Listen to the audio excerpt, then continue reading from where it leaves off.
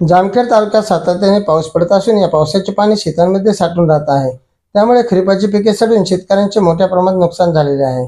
यामुळे तालुक्यातील शेतकरी वर्गात निराशा व चिंतेचे वातावरण पसरलेले आहे। या नुकसानग्रस्त पिकांचे पंचनामे होऊन शेतकऱ्यांना नुकसान भरपाई द्यावी, अन्यथा महाराष्ट्र नवनिर्माण सेना आपल्या स्टाईलने आंदोलन करेल, असा इशारा जामखेड तालुका महाराष्ट्र नवनिर्माण सेनेने दिला असून याबाबतचे रिसर निवेदन तहसील कार्यालयात नायब तहसीलदार भोसेकर यांना देण्यात आले आहे।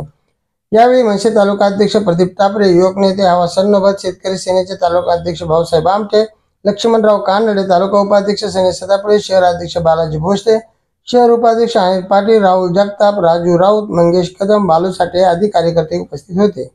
जामखेड तालुक्यात ओला दुष्काळ जाहीर करण्याबाबत आत्ताच तहसीलदार साहेबांना निवेदन दिलंय।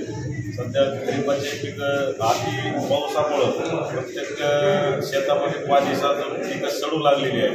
त्यामुळे शेतकरी मेटाकुटीला आलेला आहे। तरी तहसीलदार यांनी त्वरित पंचनामा करण्याचे आदेश देऊन झालेल्या नुकसानीची माहिती राज्य सरकारला कळवून प्रत्येक जे नुकसानग्रस्त शेतकरी त्याला त्वरित नुकसान भरपाई मिळावी याकरता त्यांनी पाठपुरावा करावा, अन्यथा महाराष्ट्र नवनिर्माण सेना या विरोधात तीव्र आंदोलन छेडेल व कायदा सुव्यवस्था बिघडल्यास त्याची सर्वस्वी जबाबदारी ही प्रशासनाची राहील।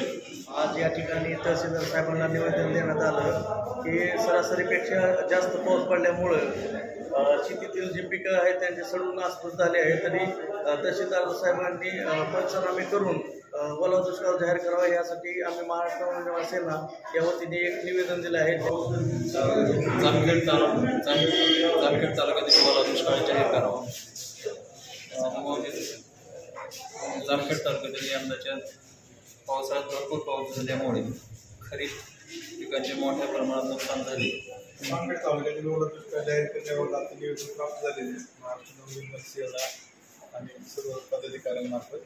तर आता कृषी विभागाकडे आपण जिल्हाधिकारी साहेबांकडे